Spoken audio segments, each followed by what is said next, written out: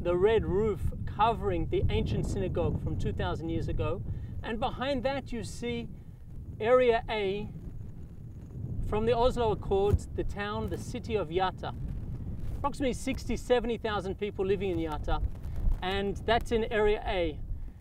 Salam Fayyad's plan is to have Palestinians leave Area A and B and take over land in Area C, so that in any final status negotiations, they're able to claim not only Area A, not only Area B, but also large chunks of Area C.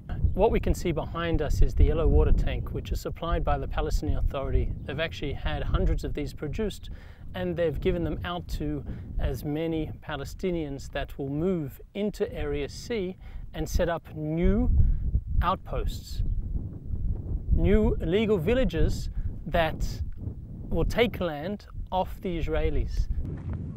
Mohammed Nawaja has lived at Susiya since 1948, when his family fled what's now Israel. These guys, based on aerial photography, have been here only since 2000, and each year they put more and more tents. Underneath those tents, what look like simple tents, there are concrete blocks.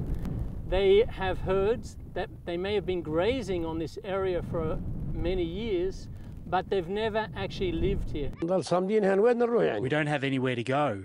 This is our land. We will never leave it. We will die here.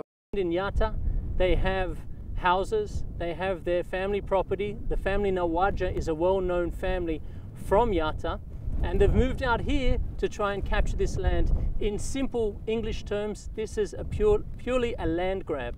He and other villagers have no water or electricity, instead trucking the water in or drawing it from wells. They're using this as an example of what they call the Israeli occupation.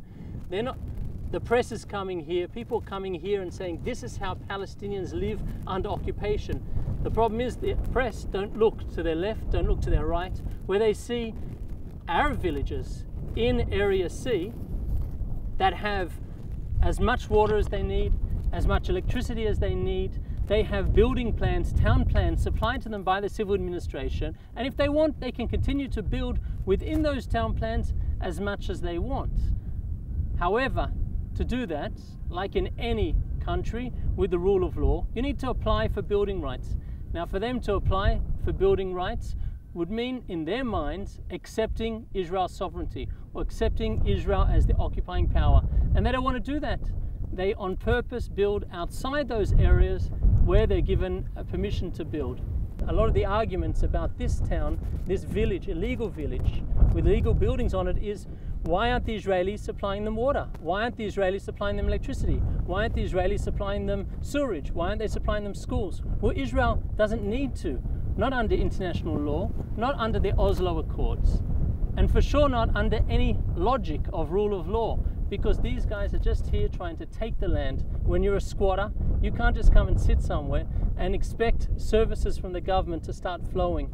Any responsible government, any responsible authority that believes in the rule of law will remove these people from this place and send them back to their homes. There are organizations like Rabbis for Human Rights who get money from the European Union, get money from the New Israel Fund.